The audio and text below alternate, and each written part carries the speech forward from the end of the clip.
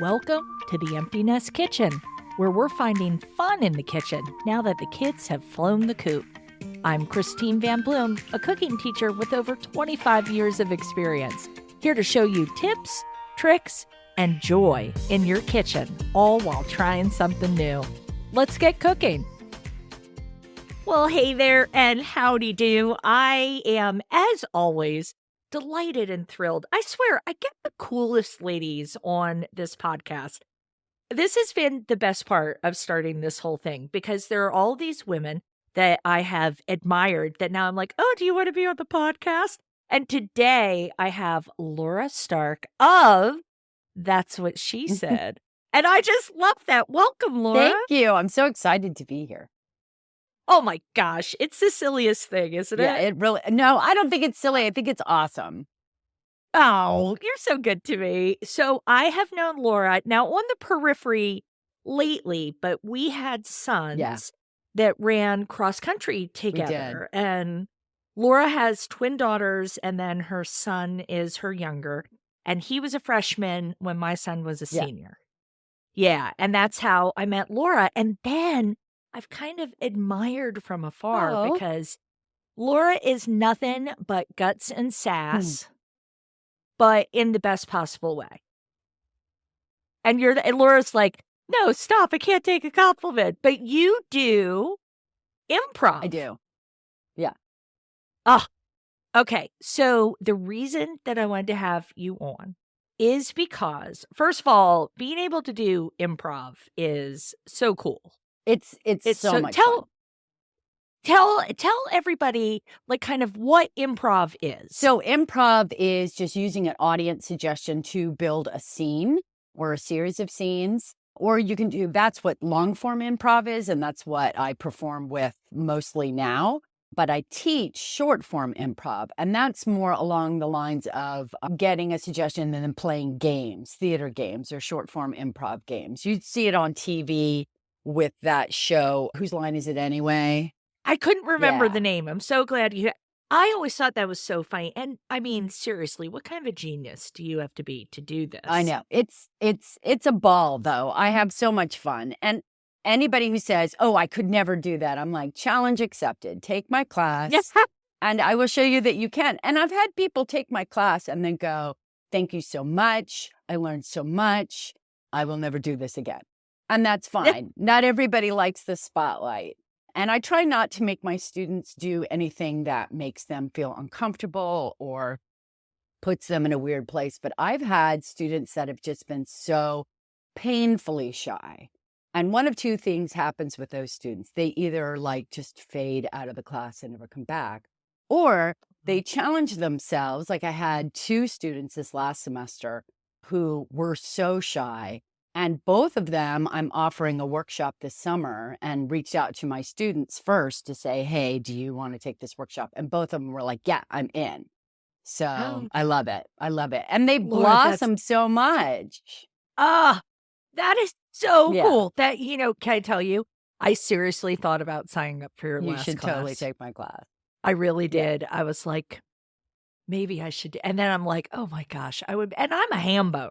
Right? I'm a ham bone, but I am not a ham bone the way you are a ham bone. It comes naturally. I've been a smart ass since I was born. Me too. Yay! Me too. That is so funny.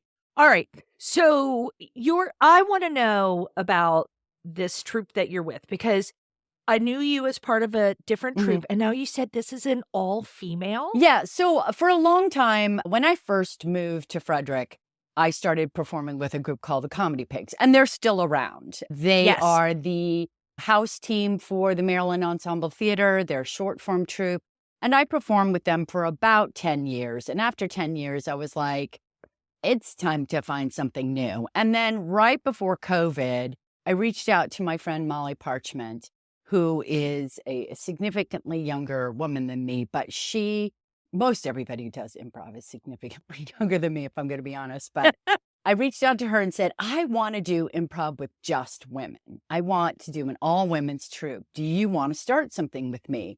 And she was absolutely, I'm in. And then COVID hit, and She was Oh. pregnant with her second child, and it just didn't work out. So a couple years after post-COVID, if we can call ourselves post-COVID, we got back in touch and we pitched a couple other women that are strong improvisers that we've both been on stage with, that we were like, yeah, let's do this. So it's me and Molly Parchment and Katie Cave. And she's a new mother of twins. Love her so Ooh. much. Yeah. Like she came to me and she was like telling me all the things. And I was like, cut yourself Yeah. a break. Jessica Taylor, and who came to me as a student, she and her husband. And as they're like in my beginner improv class, I was like, why are you taking my class? Because it was so evident they were not beginners. And they were like, we just moved into the area and we thought this is the best way to get to know the community. And now they're in everything. So, and they're awesome. But Jessica Taylor, and then Courtney McLaughlin, who is actually leaving. That's why we're having a last hurrah show at the end of May to kind of wish Courtney a fond farewell on her next adventure. So, Oh, that's so cool. Okay. So you brought up something that I think is really interesting in two different ways. And it's not necessarily improv related, but it's younger person related, mhm. right? Because we are women of a certain Yeah, we are. age. Fabulous. And you are working with a lot of people that are younger than you. Yes. All right. So I think this is super interesting because number one, you're working with a different generation, Yeah. right? And tell me what that's like working with a younger generation. So I learn a lot from them, how language has changed when the whole they, them, and identifying as they, them first started to become a regular part of speak. I was thrown by that. I was like, I don't understand that. And Generationally, that makes yeah, sense. and to be honest, my daughters also keep me in check and are able to explain it to me in a way that makes more sense to me. But once I adopted the language and it became more normal for me, and working at the Maryland Ensemble Theater, talk about diverse. There are a couple Yeah. of trans people in the company. There are people of color. It's an amazing group to work with. But to Really diverse. yeah, and I love to that. learn Yeah. the new language, they would keep me in check, and just jokes that like our generation wouldn't necessarily find funny. They're able to do that. And it was so funny because as my kids were coming up and through middle school and high school, there was a poster of me when I was with the Comedy Pigs hanging downtown, and I was making an obscene gesture that was blurred out. In fact, I think you can see it right there. Yes, Yeah. I remember that poster. And my daughters were downtown, and one of them their friends went, isn't that your mom? And I was like, oh no, were you embarrassed by that? And they were like, no, actually, it's cool. And I was like, okay. I said, if Oh. I ever start to be like, oh my God, mom, then I'll stop. Like, I don't want to be that mom. No, yes. But they liked it. And there was this boy that one of my daughters liked, and he didn't really give her the time of day very much. And then he found out that I was a comedy pig and started paying attention to her. And she wanted nothing to do with him after that. And I was like, what? She was like, Sure. I'm not going to like him just because he thinks you're cool. Yeah. Well, good on her.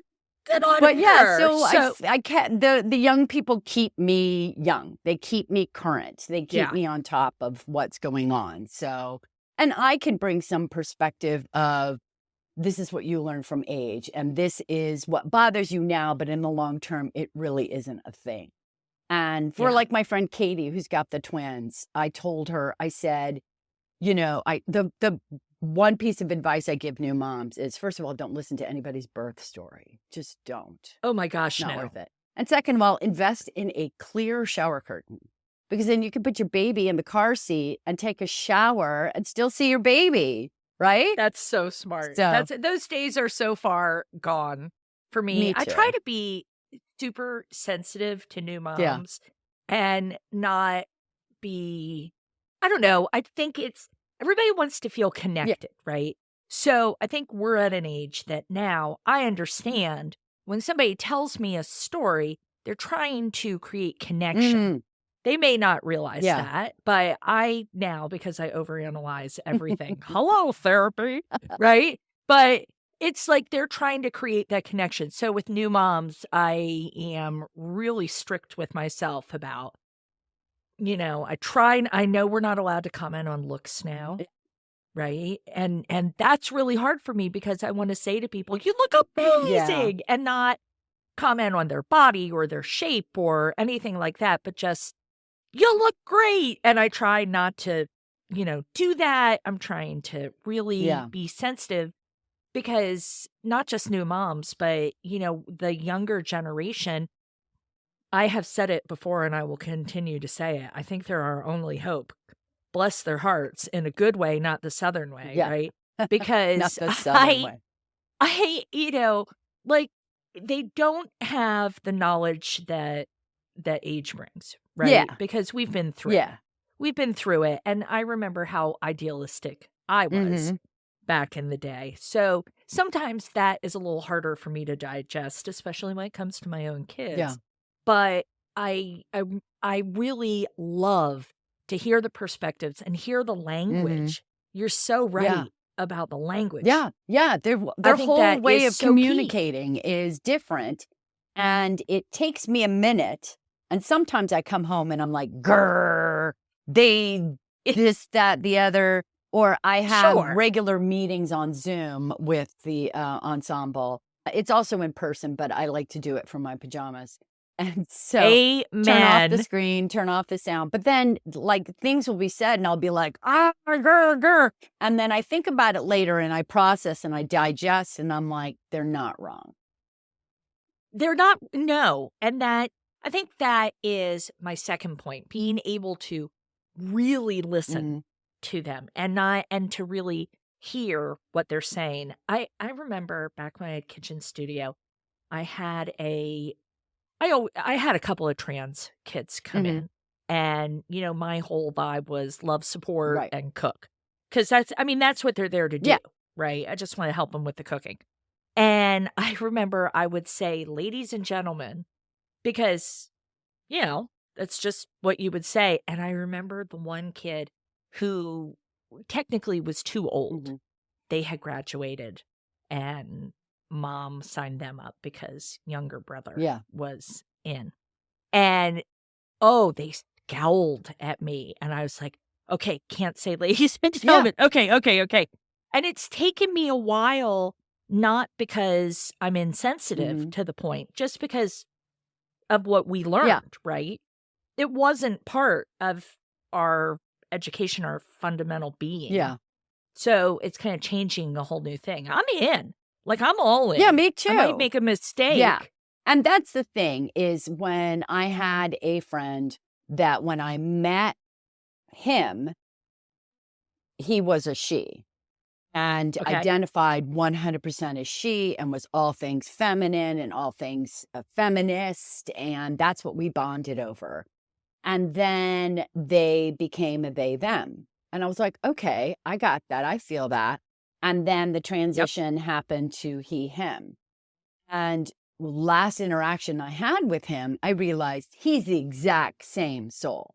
He's the exact same Yeah. soul that he's always been. His packaging has changed and his Yeah. labeling has changed, but the Yeah. ingredients are still the same.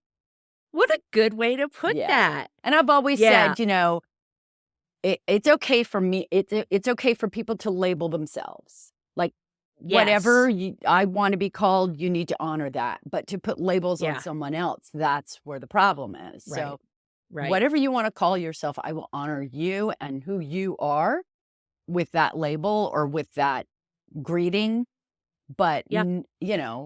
it's they're still who they are at their Yeah. core. So I love it. I mean, I kinda feel like they're handling enough stuff, they don't need to preach.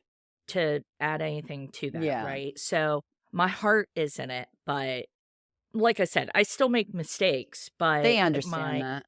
They get it. I hope As long so. as as I long hope as you so. acknowledge the mistake, like I made a mistake big time once. And I went up to the person afterwards and I was like, I am so sorry. And they were like, Laura, I get it. I know who you are, and I know it was not intentional. Yeah. And I get students at FCC, that look very female presenting, but identify as they, them, or he, him.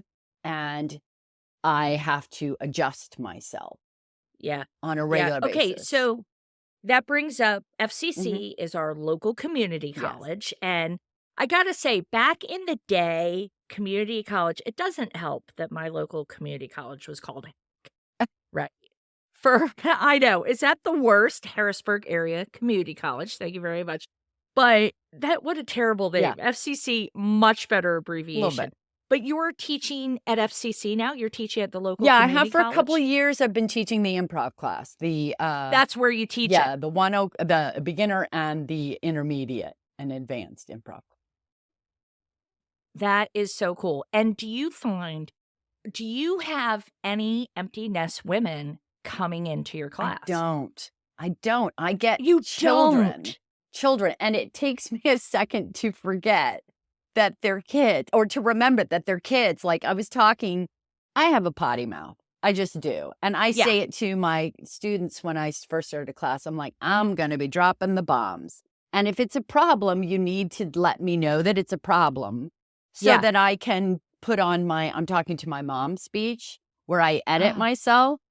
And I have to remember to do that with my FCC kids because they were teasing one of my students this last semester because she was the oldest. Like, she's so old. Oh my God, she's so old. 19. How old was she? 19. No. And I was like, yeah, you still have teen at the end. You were a child, but.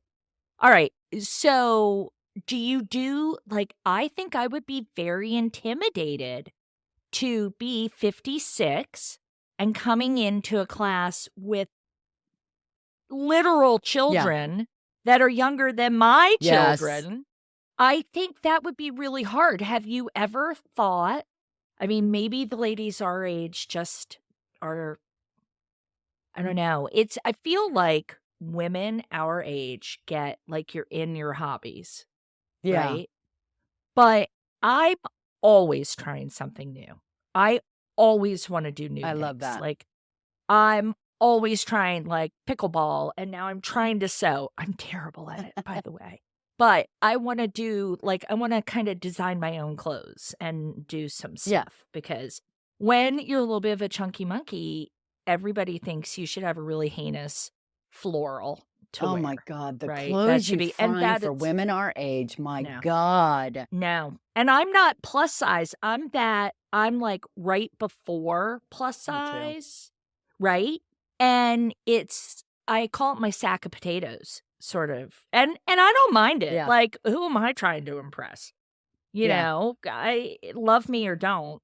That's one of the joys after 50, right? Love me or don't. I was trying to express this to my FCC class that they can't understand. No, they can't. Because I say it to my own kids who are in their late 20s, mid to late 20s. Yep. And I'm trying to say, just really what people think about you doesn't really matter. I read something one point that said, other people's opinions of you is none of your business. Yeah. And that resonated with me somewhere around 40. Something clicked and I stopped caring. Oh, you're better. You're better than I am. You've always had that vibe. Like, since I've known you, you have always had that march to your own beat and don't care sort of vibe. It's one of the things I've always admired about you. Thank you. I've been trying to teach my kids that, but they've got to go through. You have to go through it. You have to come out the other side and realize that stranger on the street who's looking at you because you're walking funny to amuse other people. Will you ever see that person again? No. And even if you do, they'll be like, oh my God, you were that woman that did that funny thing. You'd be like, yeah, I was. That's it. I remember, this sounds so ridiculous. It is one of my most proud things. And it must have been 20 years ago. No joke. I had worked with someone. And after we stopped working together, apparently they were saying not nice things. And someone called me and said, listen, you need to know so-and-so is saying not nice things. So I'm calling to tell you. And I said, I really appreciate that. I don't want to know. And it's so not who I was, Yeah. right? Because there was a good ulcer to be had there somewhere in all of that. And I was like, I really appreciate it. And you're awesome for trying to look out for me, but it's not relevant. Yeah. And I'm going to let it go. I think it was. Have I let it go 20 years later? Yeah. I don't know. That's a whole nother conversation with the therapist. But speaking of therapists, when I was going to therapy for a while after my son was born, now looking back at it now, I was full on postpartum and had no idea. Yeah. No idea. I was just like sad and depressed and lonely. And she said to me, I belonged to this group called Mothers of Multiples. And one day I'll tell you the backstory of that group because there's a backstory with that. But I met her through that, and she had preemie twin boys and I had preemie twin girls. So we bonded over that. And we had zero money. Like we had no money. And she had all the money. And we would go to the mall because it was Connecticut. We lived in Connecticut. And we would go to the mall and I would pick up a book and look at it for the kids and think, oh, I need to remember that. So when we go to the library, she was like, just get it. And I looked at the back and it was $15. I didn't have $15. I didn't have that. But she was just like, I'm buying this and this. And I would go to her house and her house was immaculate. And her kids were always clean. And the little, like she would cut the grapes in half and all that. And I used to think when she came to my house, I had this teeny little living room space. That was also the toy room, which was also this room and that teeny little space.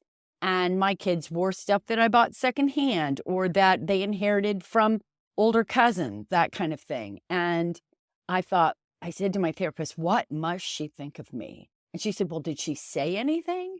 And I said, no. She goes, so this is your drama. And I was like, no. And she goes, so there are several things you can do. You can say, whose drama is this? Is it your drama or someone else's drama? And if it's someone else's drama, do you want to play?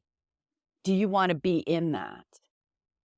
Laura, this is so deep. Yeah, it was so great for me because I sometimes it's not my drama. And I'll go, oh, I'm going. I'm diving in. I'm in. I want to play. But I am aware that I'm doing that. So the repercussions are mine. But sometimes I'll be like, that's on them.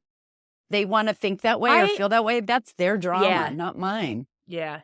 I always try to say now I am dramatic because, listen to the two of us talk, right? I am dramatic, but I hate drama. Like, I'm just not into it now. Yeah, me neither. I think that once you go through this life and you deal with real shit, right? That the petty drama just is petty drama. It really is. You just don't care. Do you get to pull? I would assume you do, but do you pull from this in your improv? Do you pull from all of these feelings? Sure. It makes me a lot more fearless on stage because I don't care. The audience is not laughing at me. They're laughing at the character that I created. And that's different from Laura. Okay. That's so cool. Yeah. And so I can just go with what you give me and what other people give me on stage. Like the women in that group, that's what she said. The stuff they come up with, that thing in your head that goes, you're not worthy of that, the imposter syndrome.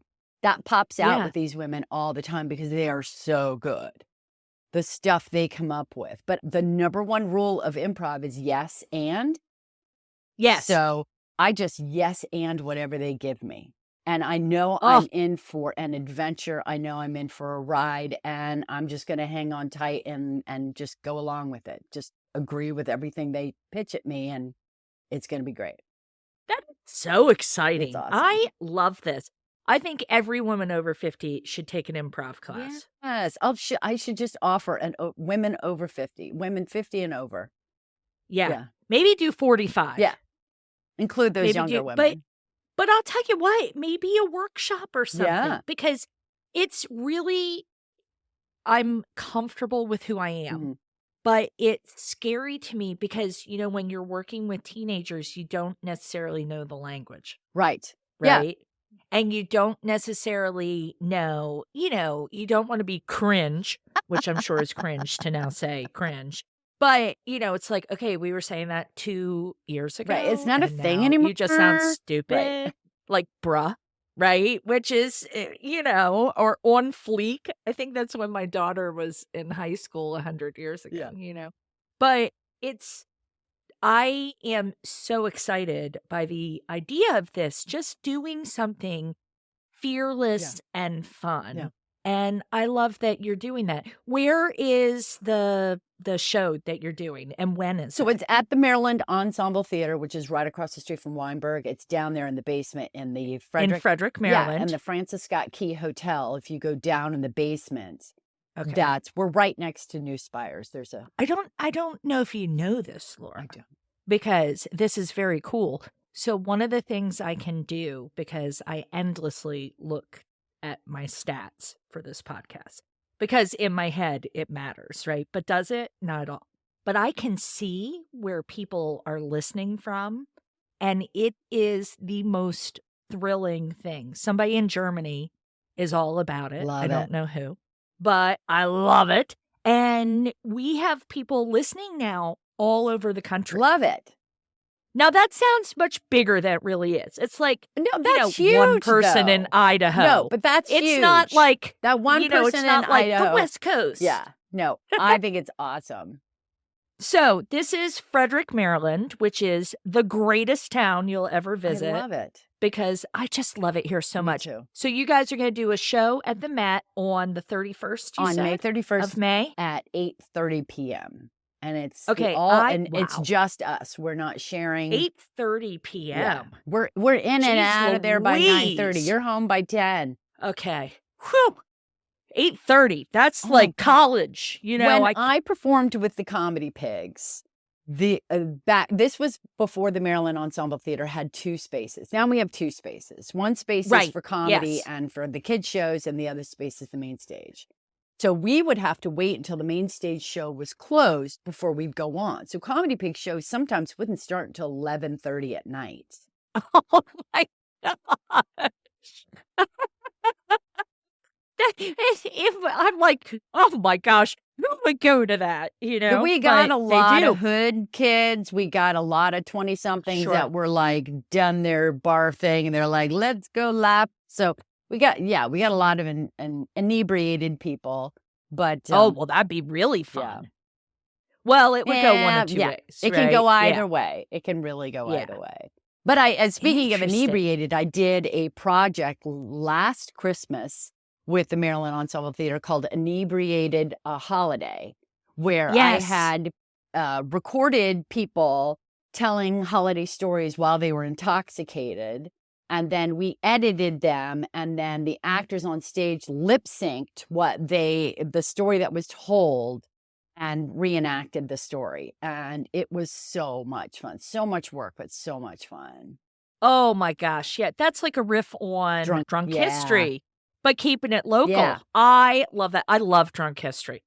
I think it's so funny. I'm like a 2-drink Sally, man. I don't drink a lot. Like, I love a tasty cocktail. Yeah. I don't know if you listened to my last episode. I did. I want to try that cocktail. That wine is phenomenal. And you guys have to go back and listen. But the cocktail, the porn star martini, right? You got to try that. And I loved how you kept saying, it's got a naughty name. It does have a naughty name. I mean, I used to curse a lot. I still love to curse. I love it. I like it way more than I should. It is a vice. But as I've gotten older, I'm kind of self-tamping it down. I need to start doing that. No, you don't. I don't know if I ever told this. We used to pick like a dirty word of the day. Nice. My friend Carrie and I, when I had Kitchen Studio, it could only be the 2 of us because I had a lot of respect for the other women, right? But Carrie, that sounds like I don't respect Carrie. She's like my best friend. But she and I would pick a word of the day, and then we would just work it into our conversation the entire day. Love that. And it was hilarious. I mean, it was the funniest thing we could do because you're just so bawdy. And I love that word. Bawdy makes me think of like an old broad Yeah. who's, slinging some kind of like Riunite on ice. Riunite. I remember that commercial. My grandma used to drink the Riunite. She'd get the gallon Love jug. it. She'd get the gallon. My mom's mom, I want to be very clear if anybody is listening to this and they know my dad's mom, the opposite, right? But my mom's mom, she would have her green tumbler that she would put ice cubes in and then get the gallon jug of the Riunite with the screw cap and pour it in. And to me, because nobody in my family drank, like ever, we had a fully stocked bar that nobody ever touched. Oh my gosh. Ever. Right. Ever. I remember my dad drinking a beer or something like 2 or 3 times in my whole life. Like nobody drank. So grandma it just makes me think of my grandma, right? And kind of the dyed dark hair, but it's like thinning a little. Yeah. Right. So you're seeing maybe a little more scalp, and because it's dyed so dark and she's got kind of that gravel cigarette Love it. voice Everything about that. flinging it around. That's What character. I think of with body. Yeah, so that's a character there. Yeah, maybe I'll bring her on stage on May 31st. Yeah, I'm a Riunite. Riunite on us. So, and hopefully the people listening to this remember because they're our age, right? Because if my daughter heard that, she'd be like, what the heck are you talking about? And then you have to pull up YouTube and show them commercials because you can find anything on YouTube. Oh my gosh. Oh my gosh. Seagram's wine coolers. Oh my gosh. Bartles and James. Oh yeah. That was my college go-to. Remember? Yeah.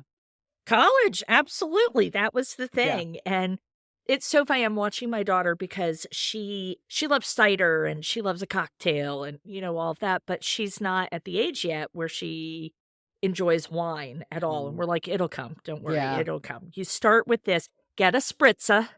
You'll be fine. Don't worry. You'll get there. And trying to talk her through. Have her try sangria. Yeah. There you go. That's a good idea. Fruit. Yeah. Brandy. In the summertime, I buy frozen berries and I will just put them in the bottom of a big, huge wine glass, pour in some red wine, and then pour in a Sprite or a 7-Up. That's my go-to. That is whiskey tango sangria right there. Little WT right there. See, I'm like, well, I pour in the brandy and then I make a little simple syrup. That's because you're classy. Because I'm a food girl. You're classier than me, Christine. Not a day in my life. So classy. Not a day in my life. I've had people say, oh, you're so cool. I'm like, I have not been cool for a day of my life. Not once. No, you are. No, that is not true. You are still That cool. is completely true. No, you're cool on a different level. No. Like a level. You've leveled up your coolness. An imperceptible cool. All right. So I want you to give us all a tip on, as we're becoming who we actually are, right? We're in this sweet spot right now. I think the empty nest before retirement is a real sweet spot because physically you're still able, everything hurts all the time. Sure, yeah. But you're able to still move around and go do stuff and, without complaining about it. And you've got the kids are gone and they're really fun. Like my kids don't have kids yet. No, neither of them is married. Me neither. Right. So they're still fun. Everything's still really flexible. That's not to imply that they will have children and they won't be fun. But I will no longer care about the children. I will care about the grandchildren. Exactly. Priorities. Right. We know what's what here. But how can we take these lessons of improv, right? This whole thing, how can we incorporate it to really incorporate a little bit of fearlessness into our lives? So I do improv workshops all the time for companies, corporations, things like that. And I literally just did one for the Maryland Public Defenders Conference. Oh, I know. That's so cool. It was so cool. So I was really worried about how many attendees because I was one of 8 breakout rooms, but I had 36 people and they were all lawyers. They're all defense attorneys, right? So I'm like, what do I have to say to them? And what are they going to be like? Oh, this woman came in and played some games with us, whatever. But the lesson is that I don't know of a field of any kind of employment or lifestyle or whatever, where improv would not benefit in any way, shape, or form. So the lesson of saying yes and that opens yourself up to so much more. If you say no, everything stops right then. Yeah, you're right. And if you're you right. say yes, I am opening myself up to that, and I'm going to build on top of it. Not only does the story grow, but the opportunities grow. And I understand there are times in your life where you do have to say no. I'm not naive enough Yeah, to absolutely. But Absolutely. the yes allows so much more to happen. So much more to happen. And because of that, that's put me into a couple of mindsets. Because first of all, tomorrow is not promised. Tomorrow is not promised for any Girl. of us. Yeah. I've had too many friends much younger than me die unexpectedly. And it's just like, you got to do today. And I try to do something every year that frightens me. A couple of years ago, I got my motorcycle license. And I wanted to go. Yeah, that frightens me that you got a motorcycle license. Oh, and I don't go on the freeways because that freaks me out. I just take my bike and I go up to Gambrel and I go on the twisty turny roads where I can go 20 miles an hour and everybody else. And if somebody gets behind me, I just pull over. I'm like, go on. But it was just something I always wanted to do. And I was like, okay, so do it. And that's my whole thing is with improv, you just open yourself up to so many more ideas and so many more opportunities and allow the communication. It's active listening, which is completely immersing yourself in what the other person is saying without formulating what you're going to say in response. And I don't practice that so much in my own life, but it's something that I need to. But when you're on stage in improv, you have to listen. If you're not listening, then you miss details. You miss and it. And the audience will catch it, but you'll miss it. And it's important to hear what everybody's saying because those little details could change the entire context of what's going on.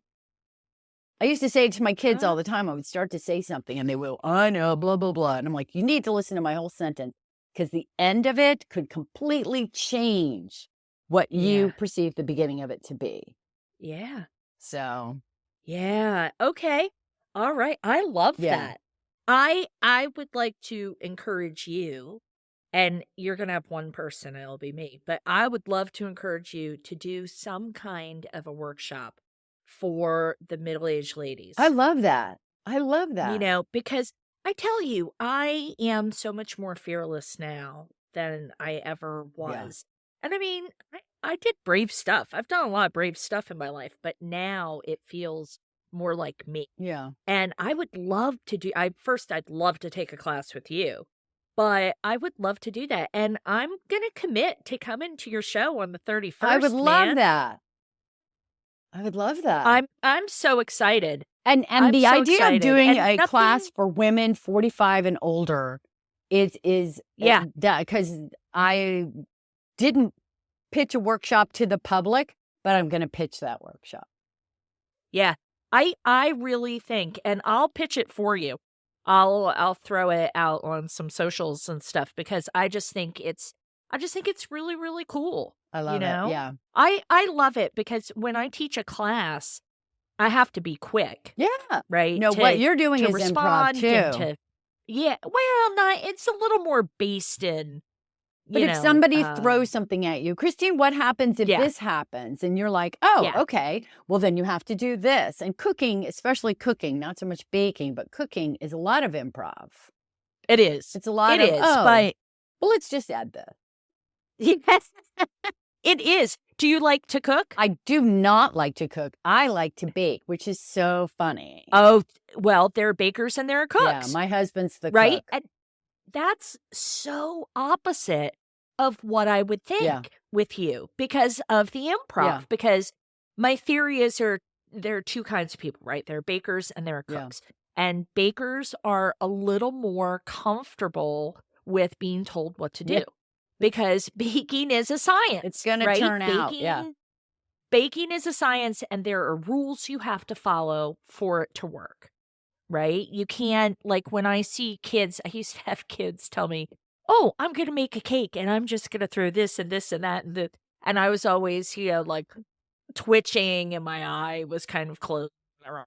Because, well, what's your leavener? Are you using a chemical leavener? Are you doing a genuine using eggs? Like, it's not going to work if you just throw a bunch of crap in a bowl but I never told them that because I'm like, do what you do, kid. Have a great time. Good luck to you. And then they'd find out they're cooks and not bakers. Yeah. Like me. So, but you like to bake. What do you like to bake? All the things. Lately, I'm into the All the bread. things. Okay, are you doing sourdough or are you doing yeast? See, I can't commit myself to the sourdough because it's like couldn't once you start the sourdough, like you're just committed to sourdough till you die. I start to resent the starter. Yeah. It's starter. alive and you're like, I have to care for this thing? Yeah. I got enough on my plate. Reward. Yeah. It's not a puppy, right? And I let my starter die. I let it die and I was like, I seriously could not wait to get rid of the starter. And I paid for that starter, right? I didn't get it from somebody locally. I bought the starter from somebody that sells, it's called Eve. She named it. And it's this very prolific starter and she dehydrates it. It was a great starter. Could not handle it. Could not handle it. Hated it. Looked into yeast bread all day. Looked into it over COVID. And then I was just like, so I have to be responsible for something and have something on my plate. I couldn't. I couldn't do it. But the yeast, I love yeasted breads. Yeah. And I found a bread recipe, which I think I've messaged you about. It's literally, you put the flour in a bowl, you put the salt in the bowl, you put the yeast in the bowl, you add some water, you mix it up, you cover it up, you stick it in your fridge. Next day, you pull it out, you fold it a couple times. You toss it a little bit to make a round thing. Yes. You put it in your, not crock pot. What's the word I'm looking for? Cast iron. Dutch oven. There you go. Okay. I have a cast iron one that I got secondhand. And I just put it in that and bake it for 30 minutes. Take the lid off, bake it for another 15. And then you have this beautiful crusty bread. So good. It's so good. So easy. Yeah.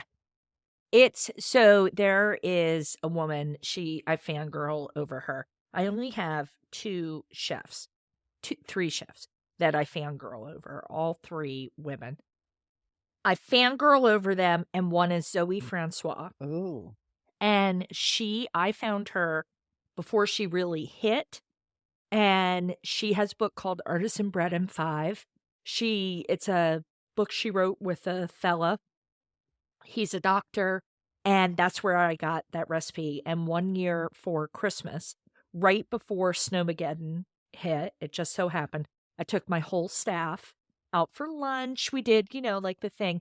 And I had bought them each a copy of the book, and I had made the dough for them. So I had all of these bins. I'd gone to like Costco or Sam's and bought all these bins. I made dough for each of them, and it was in the back of my car.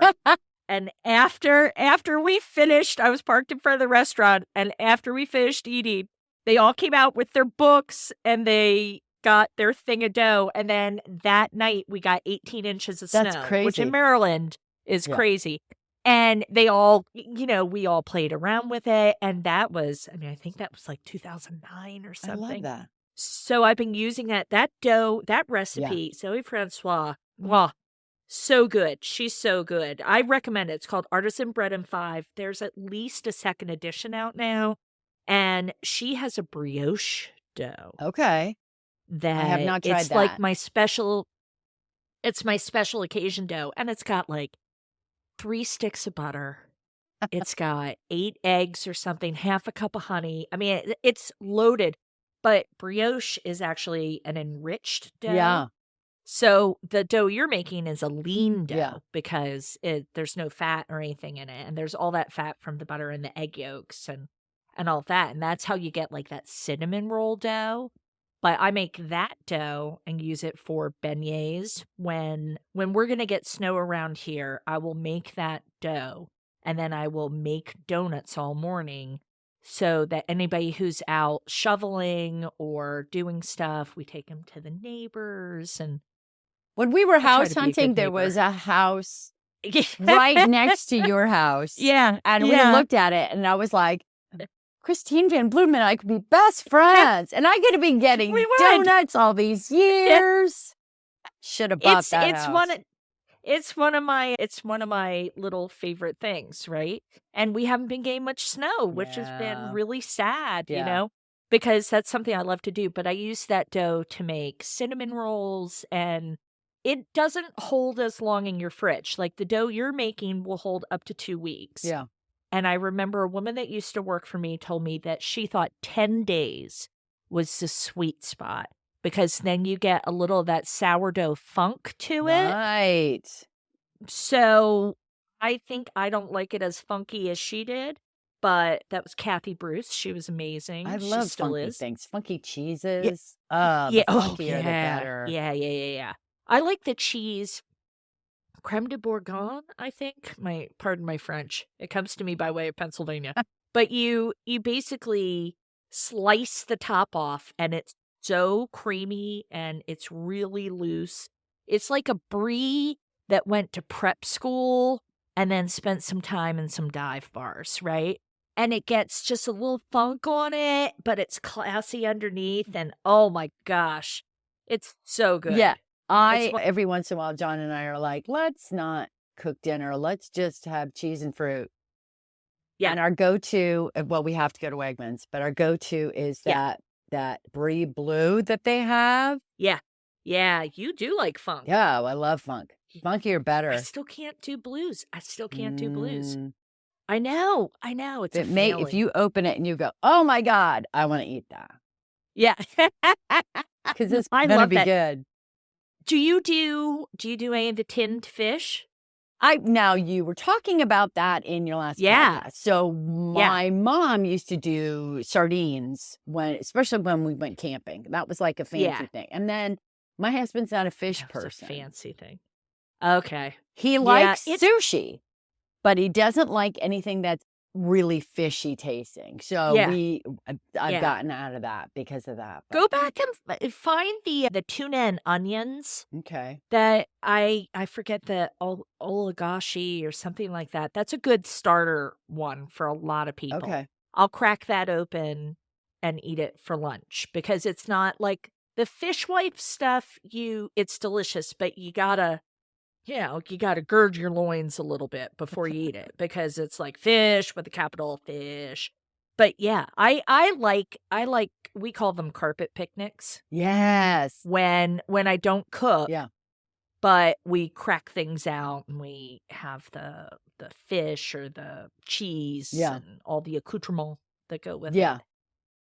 Oh, it's the greatest. Laura, you are just so darn delightful. You're sweet. I've been a fan of yours for years. Like when your son was just so he's great to my kid, who was he struggled in high school, but he got a good first year because your son would look out for him and even see him in the halls. And like, it gave my son a level up because of your kid. So, and I would watch you at these meets and things and be like, I want to be her friend. I want her to be my friend. So, well, the feeling is likewise. So teach this class so I can come and I'm 100% going to send an email out as soon as we finish this. Send an email out being, okay, this is the workshop I'm offering. Yeah, I really think it could be so good. I think there's you're the pro. I just think there's a market for that because I don't want to perform. I'm not you, right? I know where my strengths are. I know what I'm great at. I know what I'm not as great at. Organization. It's fine. But I would love to try it because I am trying to have a year of doing things that's embracing the fear. Yes, it's so good because then when you do it, you're like, that wasn't nearly as scary as I thought it was going to be.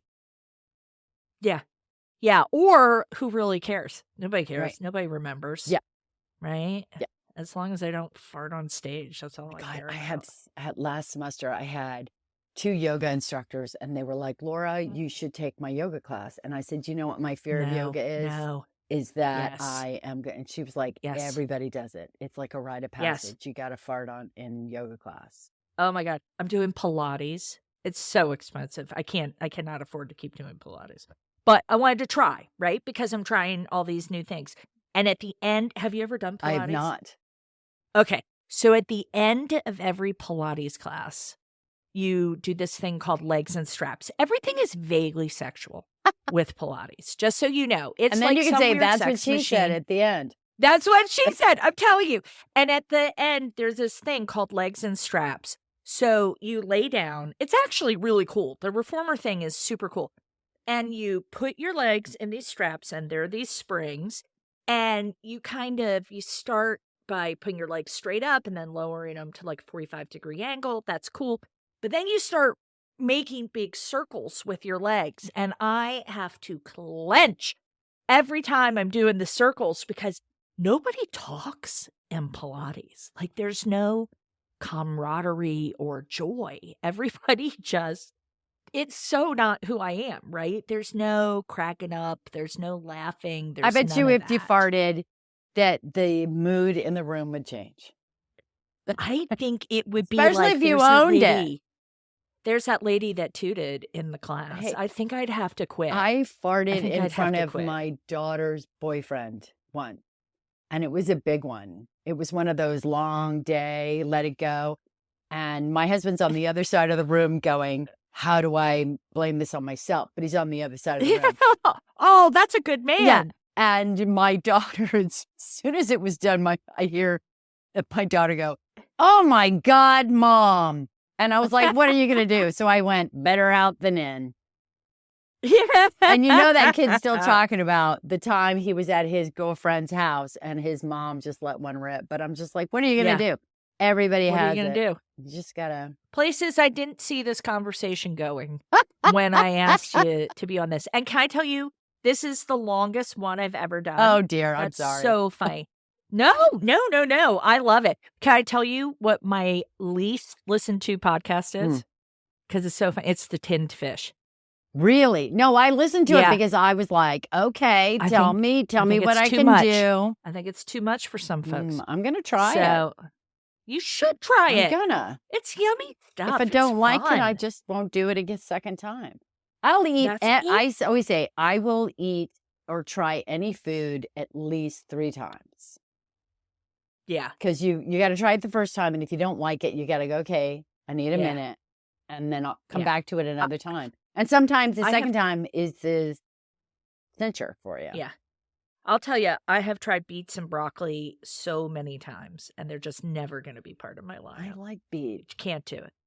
Oh, I'll do broccoli if it's steamed. I love a good steamed broccoli. That's like, let's take broccoli and make it worse. That's the only way that is. And beets taste like dirt and sadness. So there it is. All right, Laura, I'm going to put all of Laura's stuff, including the performance on May 31st. I'll include a link to that so folks can get tickets. And then they can reach out to you however you see fit. And I'm just so delighted. And everyone, thank you to Laura. Of course, thanks for doing this, Laura. You're a peach. And you can find my tasty, delicious, fabulous, slightly improv cooking classes online. And you can take one of those with me. I would love to have you in that. Follow me on social, do the thing. And as always, I'll see you in the kitchen.